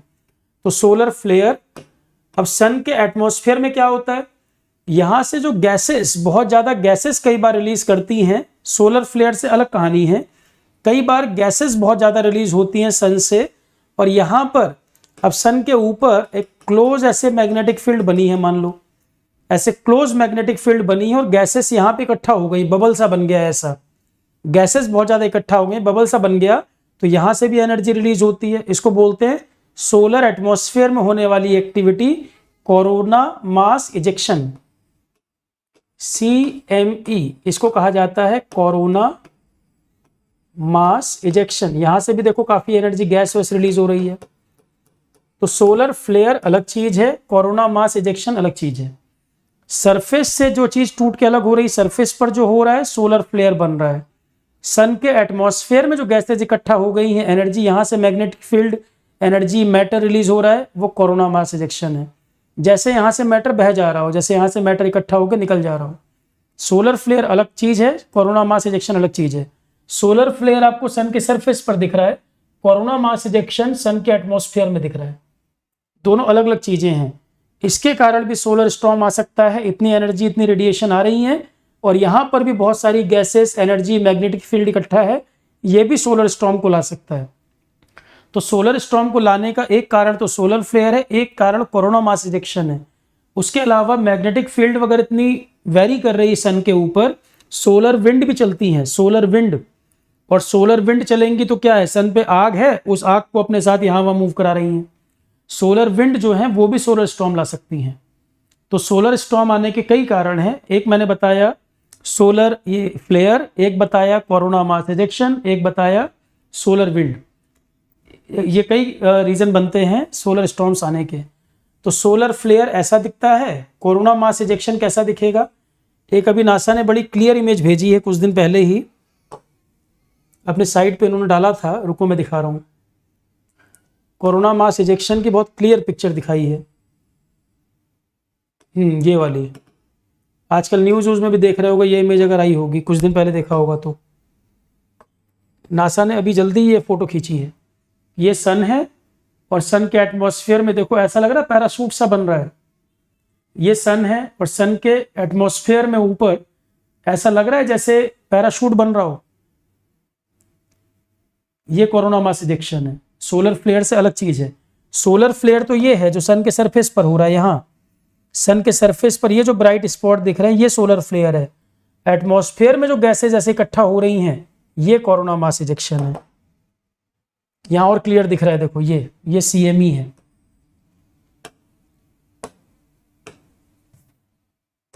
ये है corona mass ejection, corona mass ejection. तो ये कोरोना मास इजेक्शन यहां दिख रहा है, यहां देखो इस तरह का सन के ऊपर ये बैलून सा जो बन रहा है, पैराशूट टाइप का दिख रहा है आपको। और क्लोज पाथ, ये मैग्नेटिक फील्ड देखो क्लोज सी नजर आ रही है, क्लोज मैग्नेटिक फील्ड, और गैसेस इकट्ठा हो रही हैं जाके, बैलून सा बन रहा है। ये कोरोना मास इजेक्शन है। तो सोलर फ्लेयर और corona mass ejection, solar flare अलग चीज है, कोरोना मास इजेक्शन अलग चीज है। क्या दोनों में आप अंतर कर पा रहे हैं? और दोनों के ही कारण सोलर स्टॉर्म बन सकते हैं। इन दोनों के अलावा भी सोलर स्टॉर्म का कारण हो सकता है, कुछ और भी एक्टिविटीज होती हैं। तो जब सोलर एक्टिविटी शब्द सुनते हो तो सोलर एक्टिविटी क्या मतलब, सन के ऊपर क्या क्या हो रहा है, सोलर फ्लेयर का बनना, कोरोना मास इजेक्शन का होना, जियोमैग्नेटिज्म एक कंसेप्ट आता है वो भी चीज हो रही है, उसके अलावा सोलर विंड का बनना, ये सब सोलर एक्टिविटीज का ही तो पार्ट है। तो नासा जो जो चीजें भेज रहा है या इसरो आदित्य मिशन जो लॉन्च करेगा उसमें यही सब तो सीख रहे हैं कि सन के ऊपर कैसे बदलाव आ रहे हैं, सन के ऊपर क्या क्या हो रहा है, नई नई टेक्नोलॉजी, नई नई चीजें जो भेज रहे हैं, तभी तो मालूम चल पा रहा है। सोलर स्टॉर्म की मैं तुम्हें एक फोटो दिखाता हूं, इसमें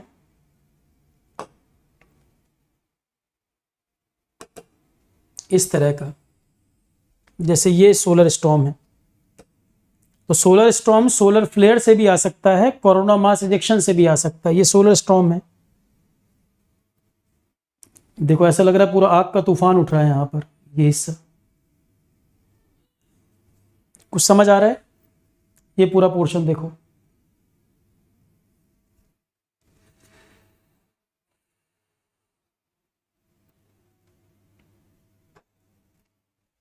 पर सोलर स्टॉर्म के आने का कोई एक कारण नहीं है, मैंने आपसे बोला सोलर फ्लेयर भी कर सकता है इस काम को, कोरोना मास इजेक्शन भी करा सकता है, इसके अलावा भी कुछ एक्टिविटीज है जिनसे ऐसा हो सकता है।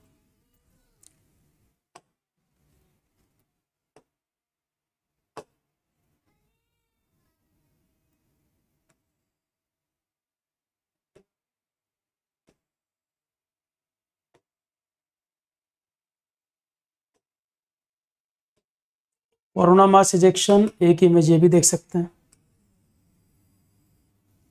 कोरोना मास इजेक्शन को ऐसे भी समझ सकते हैं, ये देखो पूरा बन रहा है जो बैलून्स है, ये CME कोरोना मास इजेक्शन यहां से भी दिख रहा है, और इसका प्रभाव भी देखो दूर तक, कहां तक, यहां अर्थ है, दूर तक भी प्रभाव जा सकता है। तो सोलर फ्लेयर या कोरोना मास इजेक्शन अगर उस डायरेक्शन में हो रहे हैं जिधर अर्थ है तो इनका इम्पैक्ट वहां तक भी हो सकता है। सोलर स्टॉर्म जो आ रहे हैं सोलर फ्लेयर की वजह से या कोरोना मास इजेक्शन की वजह से इतनी ज़्यादा एनर्जी है कि वो बहुत दूर तक ट्रैवल करती है, और इतनी दूर तक ट्रैवल कर रही है कि अर्थ तक भी जा सकती है, क्योंकि अर्थ सन के बाद तीसरा ही प्लेनेट तो है। क्या ये जुपिटर सैटर्न तक भी इम्पैक्ट डालते हैं? मैंने अभी बताया हीलियोस्फेयर, हीलियोस्फेयर जाइंट गैस बबल है, बहुत दूर तक सन का प्रभाव होता है, तो वो सब इसमें कवर हो जाते हैं, वहां तक भी इम्पैक्ट देखने को मिलता है। अर्थ तो तीसरा ही प्लेनेट है, मैं आगे तक की बात भी कर रहा हूं। तो ये कोरोना मास इजेक्शन देखो, यहां से जो एनर्जी रिलीज हो रही है अर्थ तक भी जा सकती है। अब अर्थ का अपना एक मैग्नेटिक फील्ड है, अर्थ की अपनी एक शील्ड है, अर्थ की अपनी एक मैग्नेटिक फील्ड है, और यहां से अलग एनर्जी आ रही है, तो अर्थ के मैग्नेटिक फील्ड से टकराव होता होगा।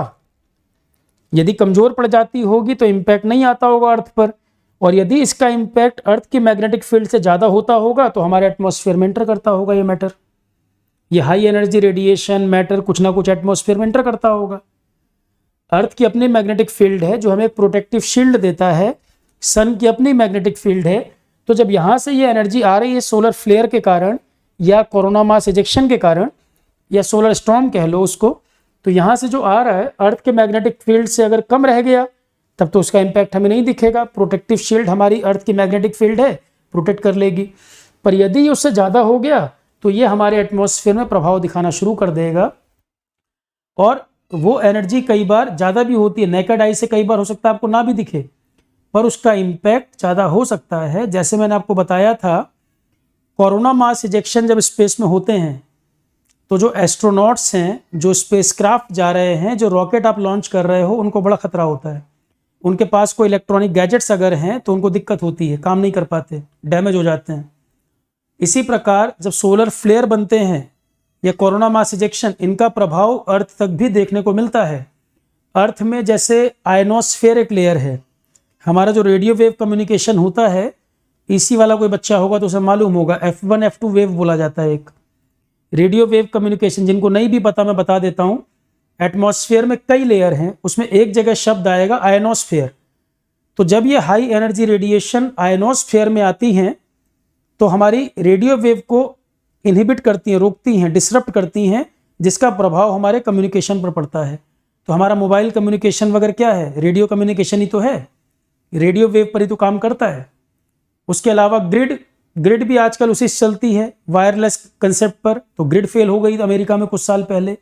तो ये हमारे इलेक्ट्रॉनिक गैजेट को ख़राब करना, ग्रिड फेल कर देना, इलेक्ट्रिक ग्रिड को डैमेज कर देना, या एस्ट्रोनॉट्स वगैरह स्पेस में जा रहे होते हैं उनके स्पेसक्राफ्ट को डैमेज कर देना, उनके गैजेट्स काम ना करें, ऐसा करना, ये सब प्रभाव देखने को मिलते हैं। इसीलिए अमेरिका, इसरो ये सब और काम कर रहे हैं और स्पेसक्राफ्ट वगैरह भेज रहे हैं, जिससे ज़्यादा से ज़्यादा जानकारी पता चल सके कि ऐसा किस कारण से हो रहा है, और फोरकास्टिंग भी कर सके कि ऐसी एक्टिविटी, ऐसी घटना कब घटने वाली है।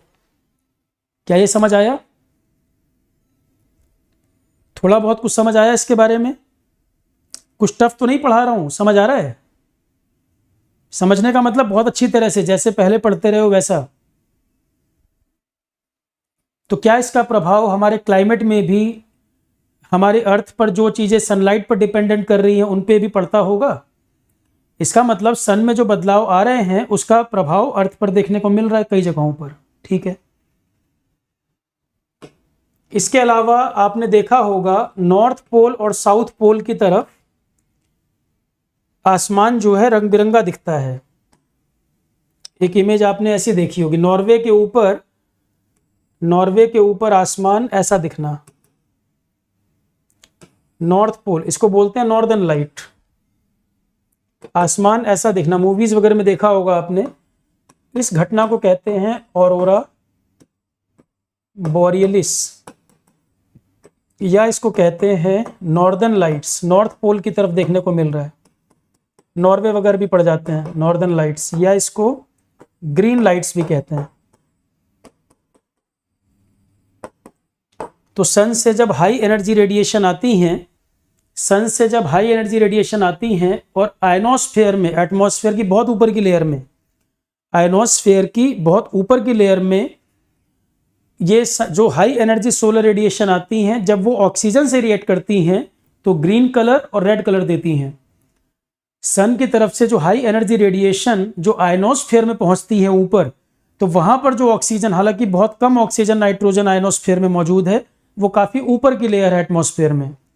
एटमॉस्फेयर में बहुत ऊपर की लेयर है आयनोस्फेयर, तो वहां पर जो ऑक्सीजन और नाइट्रोजन थोड़ी बहुत है, जब उससे ये टकराती हैं, जो सन की हाई एनर्जी रेडिएशन आती हैं, ऑक्सीजन से रिएक्ट करके ग्रीन और रेड कलर आता है, और नाइट्रोजन से जब रिएक्ट करती है तो रेड और ग्रीन के अलावा ब्लू और वायलेट आता है।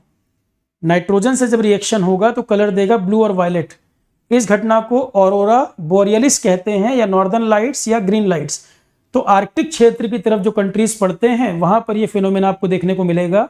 कनाडा, नॉर्वे, फिनलैंड, स्वीडन, जो आर्कटिक साइड के कंट्री है वहां पर आपको ये नजर आएगी चीज कि आसमान ऐसा दिख रहा है। फिर आप कहोगे सर अर्थ जो है दोनों पोल सिमेट्रिकली अपोजिट है, नॉर्थ पोल और साउथ पोल। तो यदि नॉर्थ पोल आर्कटिक की तरफ ऐसा आसमान रंग बिरंगा दिख रहा है तो लॉजिकली साउथ की तरफ भी दिखना चाहिए। बिल्कुल दिखता है। उस फिनोमेना को ऑरोरा ऑस्ट्रलिस बोल देते हैं। उसको बोरियलिस वर्ड ना कह के उसको ऑरोरा ऑस्ट्रलिस कह देते हैं। ऑस्ट्रेलिया के ऊपर, न्यूजीलैंड के ऊपर, वहां आसमान आपको ऐसा दिखता है।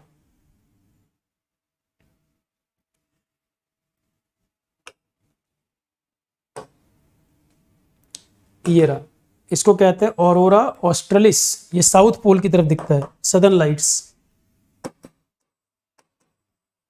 ये फिनोमेना है ऑरोरा ऑस्ट्रलिस, या इसको कहते हैं southern lights. Southern lights, aurora australis या सदर्न लाइट्स। न्यूजीलैंड, ऑस्ट्रेलिया वगैरह के ऊपर आसमान, अंटार्कटिका आपको ऐसा दिखेगा, कलरफुल। तो नॉर्थ पोल की तरफ, आर्कटिक की तरफ भी, और साउथ में अंटार्कटिक की तरफ भी, दोनों तरफ आपको ऐसा रंग बिरंगा आसमान दिखता है। उसका कारण है सन से एनर्जी हमेशा बराबर नहीं आ रही है, वेरी करती रहती है। तो सन से एनर्जी वेरी करती रहती है। वहां से जो हाई एनर्जी रेडिएशन आ रही हैं, वहां से जो हाई एनर्जी रेडिएशन आ रही हैं, जब वो आयनोस्फेयर के अंदर ऑक्सीजन नाइट्रोजन से रिएक्ट करती हैं तो ऐसा रंग बिरंगी लाइट एमिट करती हैं। क्या ये समझ आया? क्लियर है पॉइंट? तो ये कहां पर देखने को मिल रहा है? ऑरोरा का फॉर्मेशन आयनोस्फेयर में होता है, दोनों तरफ, नॉर्थ पोल साउथ पोल दोनों तरफ। ऑरोरा का जो फॉर्मेशन है ये होता है आयनोस्फीयर में।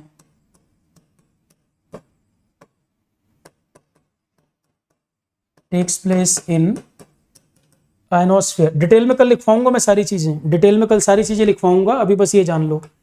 ऑरोरा का फॉर्मेशन आयनोस्फीयर में हो रहा है, एटमॉस्फेरिक लेयर है। जब सन से आने वाली high energy radiation oxygen nitrogen से रिएक्ट करती है तो नॉर्थ पोल और साउथ पोल की तरफ ऑरोरा बोरियलिस नॉर्थ पोल पे, ऑरोरा ऑस्ट्रेलिस साउथ पोल पे फॉर्म होता है। ठीक है, अब इसमें एक पॉइंट समझे कि सर यहां तक को तो कहानी हमें समझ आ गई, इसके बाद देखो क्या हो रहा है यहां पर। अब एक कंसेप्ट समझो जो तुम्हारा टेक्निकल का कंसेप्ट है, जो तुम्हारा टेक्निकल का लॉजिक है। मैग्नेटिक फ्लक्स टाइम के साथ बढ़ा, मैग्नेटिक फील्ड बढ़ी, और मैग्नेटिक फील्ड यहां पर इतनी स्ट्रांग हो गई कि सोलर फ्लेयर बन गया और एटमॉस्फेयर के ऊपर कोरोना मास इजेक्शन हो गया, बहुत स्ट्रांग मैग्नेटिक फील्ड के कारण। मुझे एक बात बताओ, जब स्ट्रांग मैग्नेटिक फील्ड डेवलप होगी मैग्नेटिक प्रेशर क्या होगा? स्ट्रांग मैग्नेटिक फील्ड डेवलप हो रही है, मैग्नेटिक प्रेशर क्या हो रहा है? स्ट्रांग मैग्नेटिक फील्ड डेवलप हो रही है तो मैग्नेटिक प्रेशर क्या होगा? बढ़ेगा। मैग्नेटिक फ्लक्स बढ़ा टाइम के साथ, मैग्नेटिक फील्ड डेवलप हुई strong, strong magnetic field develop हुई तो मैग्नेटिक प्रेशर बढ़ा। मैग्नेटिक प्रेशर यहां पर बढ़ा तो इसका मतलब इस मैग्नेटिक प्रेशर की वजह से जो सन के इंटीरियर की तरफ से एनर्जी आ रही थी या हीट आ रही थी उसको ये रोक रहा है। यहां पे बन गया हाई प्रेशर, इतना हाई प्रेशर बन गया है कि इंटीरियर की तरफ से जो हीट आनी है उसको रोक रहा है। यहां पर इतना स्ट्रॉन्ग मैग्नेटिक प्रेशर डेवलप हो गया है जो सन के इंटीरियर से आने वाली हीट को रोक रहा है। वो हीट यहां पहुंच नहीं पा रही है, तो वो हीट अगर यहां पहुंच नहीं पा रही तो टेम्परेचर यहां पर कम होने लगेगा या ज्यादा?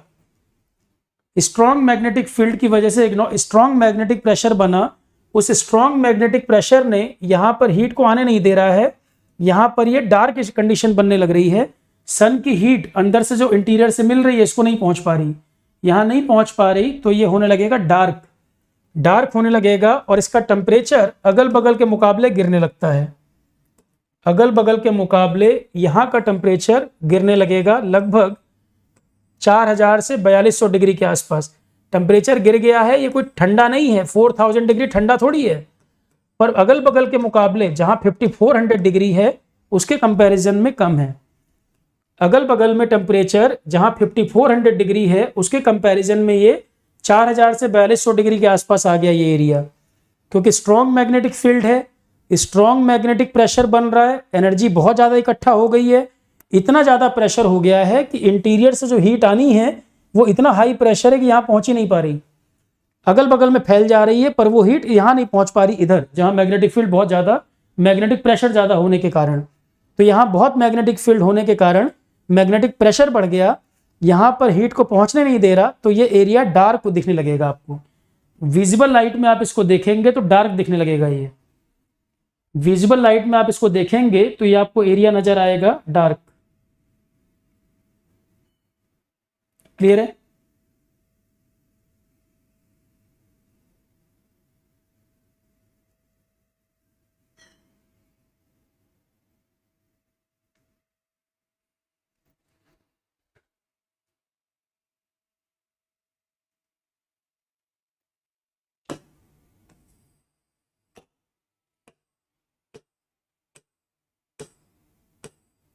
तो ये एरिया आपको जब आप देखोगे विजिबल लाइट में ये रीजन आपको डार्क नजर आएगी,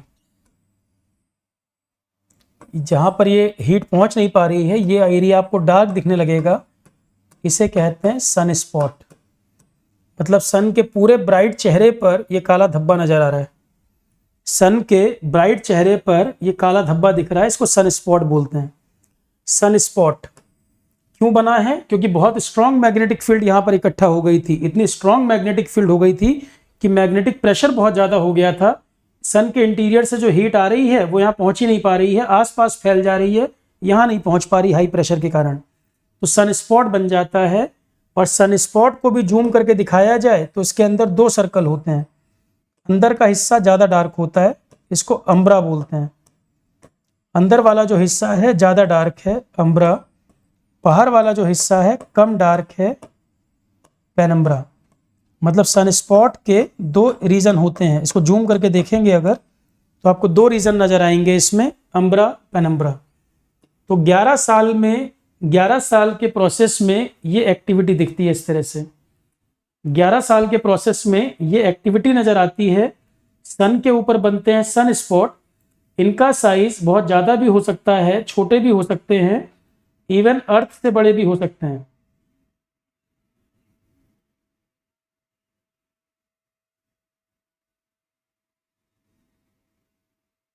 ठीक है, तो सनस्पॉट का एरिया, सनस्पॉट के अंदर देखेंगे तो दो रीजन नजर आएंगे, एक अम्ब्रा क्षेत्र है, एक पेनम्ब्रा क्षेत्र है। अम्ब्रा वाला एरिया ज़्यादा डार्क है पेनम्ब्रा के मुकाबले। और सनस्पॉट अर्थ के बराबर साइज के भी हो सकते हैं, ज़्यादा भी हो सकते हैं, कम भी हो सकते हैं। क्या हमेशा एक ही जगह बनेगा, ऐसी कोई गारंटी भी नहीं है, क्योंकि सन का सरफेस को सॉलिड नहीं है, अलग अलग जगह ये चेंज होकर भी बनते हैं। सनस्पॉट का क्लियर इमेज एक देखें।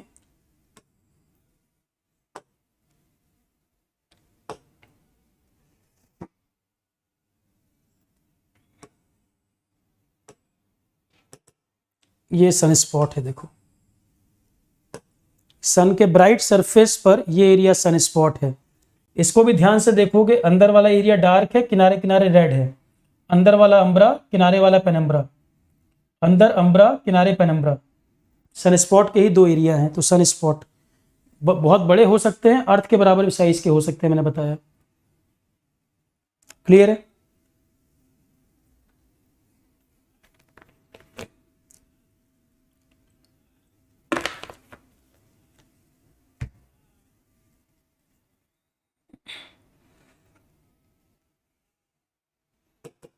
इसकी इमेज है, सनस्पॉट की इमेज है ये।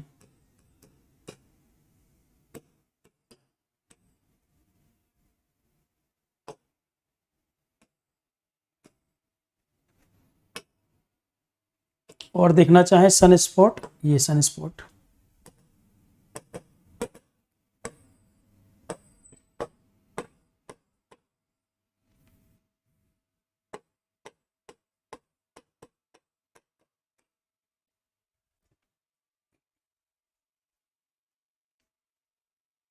क्लियर है?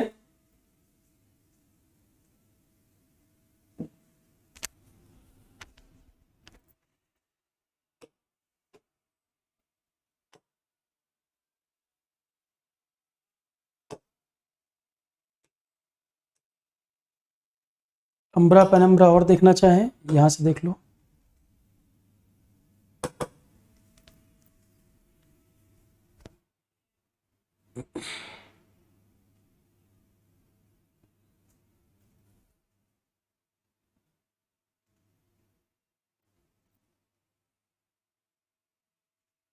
अब मेरा एक सवाल है आपसे, ये जो सनस्पॉट बन रहा है, सोलर फ्लेयर बन रहा है, ये जो एक्टिविटी आपको नजर आ रही हैं, ये हिस्सा देखो, यहां सनस्पॉट बना। मेरा सवाल ये है कि यहां पे सोलर फ्लेयर बन रहा है या कोरोना मास इजेक्शन हो रहा है। सन तो एक बहुत बड़ा स्टार है। अगर सन के उस हिस्से में ये एक्टिविटी हो रही है जो अर्थ की फेसिंग में है, तो इसका प्रभाव तो अर्थ तक आएगा। पर अगर सन के पीछे के हिस्से में ये हो रहा है तो इसका इंपैक्ट यहां पर नहीं दिखेगा। सोलर फ्लेयर का बनना या कोरोना मास इजेक्शन का होना या सनस्पॉट का बनना, अगर ये इस सन के उस फेसिंग में हो रहा है जो अर्थ को फेस कर रही है, यदि ये सन की फेसिंग में हो रहा है तो अर्थ की फेसिंग में हो रहा है तो अर्थ को फेस कर रहा है, देखो यहां पर एक्टिविटी हो रही है, तो जो एनर्जी रेडिएशन जाएगी वो बहुत दूरी तक ट्रेवल करेगी तो अर्थ तक भी आएगा। पर अगर ये सन के पीछे के हिस्से में हो रहा है तब तो अर्थ से अलग पड़ रहा है वो, बिल्कुल उसका प्रभाव उस तरफ जाएगा, पीछे की तरफ, यहां नहीं आएगा। एक बड़ा स्टार सन, उसके उस हिस्से में एक्टिविटी हो रही है जो अर्थ की फेसिंग में है, तो अर्थ को फेस करने वाले हिस्से में हो रहा है तो उसका इंपैक्ट अर्थ पर दिखेगा। पर अगर वो सन के पिछले हिस्से में हो रहा है, पीछे के पार्ट में हो रहा है, उसका प्रभाव अर्थ पर नहीं दिखेगा। डिपेंड कर रहा है सन के किस हिस्से में एक्टिविटी हो रही है। क्या ये समझ पाए? क्या क्लियर है पूरी बात? ठीक है, तो थोड़ी बहुत कहानी हमें ये समझ आ गई कि सन के ऊपर चेंजेस हो रहे हैं, ये तो एस्टेब्लिश हो गया फैक्ट। ये बात एस्टेब्लिश हो गई कि सन के ऊपर बदलाव हो रहे हैं, सन से आने वाली रेडिएशन फिक्स नहीं है, समय के साथ बदल रही हैं। तो जो चीज़ें अर्थ पर सोलर लाइट सनलाइट डिपेंडेंट हैं, अर्थ पर जो चीज़ें सन पे डिपेंडेंट हैं, उनमें भी बदलाव आ रहा होगा। चाहे ओजोन का फॉर्मेशन हो, सनस्पॉट के बनने से ओजोन के कंसंट्रेशन पे भी फर्क पड़ रहा है अर्थ पर। सनस्पॉट बन रहा है सन पर, ओजोन बन रही है अर्थ पर, अर्थ के ओजोन कंसंट्रेशन में भी फर्क पड़ रहा है। हमारे कम्युनिकेशन को प्रभावित कर रहा है, ग्रिड को फेल कर दे रहा है, इलेक्ट्रिकल गैजेट्स को खराब कर दे रहा है।